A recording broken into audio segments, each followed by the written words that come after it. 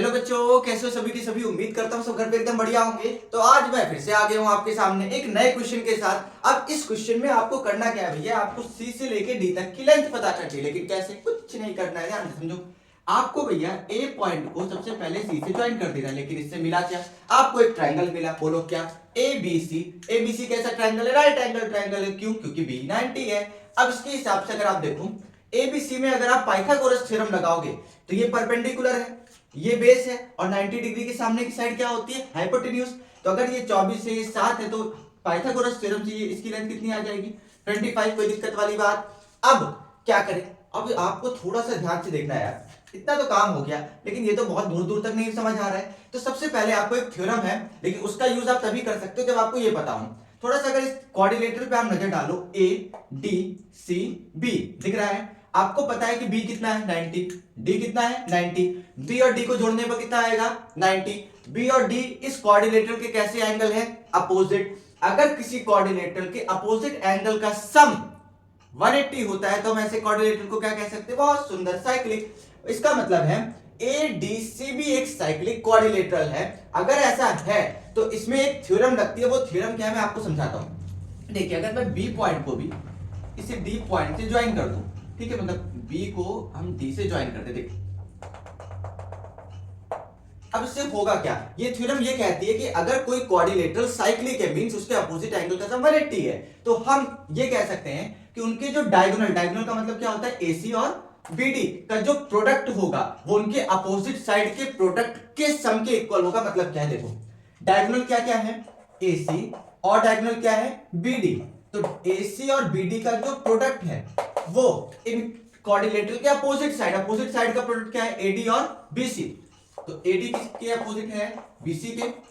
और सीडी के अपोजिट कौन है, ए बी। तो सीडी के अपोजिट कौन है, ए बी। अब ये क्या कह रहा है, देखो ध्यान से, डायगोनल का जो प्रोडक्ट होगा वो इक्वल होगा इनके अपोजिट साइड के प्रोडक्ट के सम के इक्वल होता है। बात समझ आ रही है।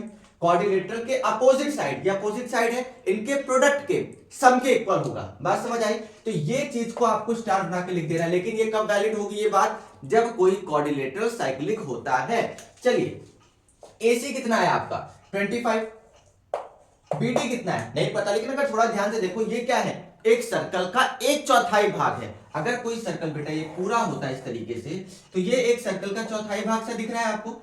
अगर ये सर्कल का सेंटर है तो यही लाइन तो बीडी के रूप में गई है आगे, दिख रहा है। तो यहां पर ये चीज क्या होती है, रेडियस। बीडी क्या होगा, रेडियस हो जाएगा। अब ध्यान से समझिए, तो बीडी रेडियस है, तो मैं इसको मान ले रहा हूं ये आर है। तो मान लेते हैं बीडी क्या है, कुछ आर होगा। और एडी भी तो भैया रेडियस ही है, देखो ये भी तो रेडियस ही है। तो एडी भी क्या होगा आर, और इसको मान लेते हैं कुछ एक्स है। चलिए, तो यहां पे एडी की वैल्यू कितनी है, AD AD AD AD R माना है हमने। बीसी कितना है, BC BC BC BC BC BC BC BC 7 plus CD कितना दे रखा है एक्स, और ए बी कितना दे रखा है बेटा 24। अब क्या करें, कुछ नहीं करें, सुनते रहो। 24 7r प्लस 24x, कुछ तो नहीं किया भाई, मल्टीप्लाई कीजिएगा, तो नॉर्मल रूप से लिख दिया है। अब 7r को इसके पास ले, क्योंकि r साथ में रहना चाहता है। तो 7r को जब इससे माइनस करोगे तो आपकी वैल्यू आ जाएगी 17r, है ना भाई, 17 17 17 7। इधर नहीं नहीं नहीं नहीं, यहाँ 25 है ना, यहाँ 18r आ जाएगा। अब यहां पे कितना आएगा आपको 24x। अब आपको क्या करना है, x की वैल्यू निकालनी, तो x को रोक के रखना है। तो किसकी वैल्यू निकाल दोगे, r की, ताकि r गायब हो जाए। तो r के साथ ये मल्टीप्लाई 18, तो उधर किया तो डिवाइड, तो 24x अपॉन 18। अगर इसको आप सिंप्लीफाई करोगे थोड़ा, तो आपकी वैल्यू आ जाएगी बेटा, ये आएगी 8/6 एंड 4/3x। मतलब r की वैल्यू आपकी कितनी आ गई, 4/3x। मतलब ये जो r है इसकी वैल्यू क्या है, 4/3x। लेकिन अब क्या करें, अभी तो x पता करना, अभी तक निकला ही नहीं। अब थोड़ा ध्यान से देखो, अगर मैं आपको इस वाले ट्रायंगल में ले जाऊं, ये कैसा ट्रायंगल है, एक राइट एंगल ट्रायंगल है एडीसी। इसमें हम पाइथागोरस लगा देंगे। तो बस इन ट्रायंगल एडीसी, पाइथागोरस के हिसाब से इसका मतलब हाइपोटेन्यूज क्या है, ये 90, तो 90 की सामने वाली साइड हाइपोटेन्यूज, तो एसी हाइपोटेन्यूज हो जाएगा। तो हाइपोटेन्यूज का स्क्वायर सीडी का स्क्वायर प्लस एडी के स्क्वायर के सबके इक्वल होगा। CD कितना है, x का स्क्वायर प्लस AD क्या है 4/3। तो AD, अब देखो AD तो है 4, क्योंकि AD R है, और R की वैल्यू कितनी है 4/3x।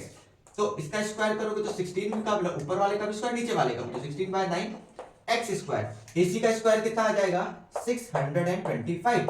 इसको आपको एलसीएम लेना पड़ेगा तो बेटा आएगा 25x² अपॉन 9।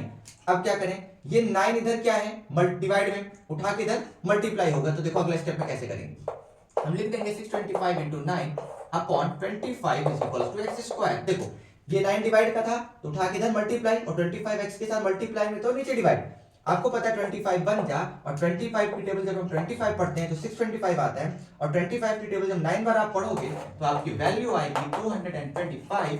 स्क्वायर हटाओगे तो स्क्वायर, जब यहां पे ध्यान देना है, स्क्वायर हटाते तो दो वैल्यूज आती है, वही सेम वैल्यू देखो आप स्क्वायर रूट करोगे इसका।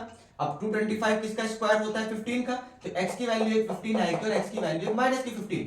लेकिन x है क्या, ये कोई पॉलिनोमियल का तो टर्म नहीं है, यहाँ पे x एक साइड की लेंथ को रिप्रेजेंट कर रहा है, और साइड की लेंथ कभी भी नेगेटिव नहीं हो सकती है, इसलिए हम x की वैल्यू 15 कंसीडर करेंगे, और इस CD का आंसर क्या हो जाएगा या लेंथ क्या हो जाएगी 15 सेंटीमीटर। नोट करिए।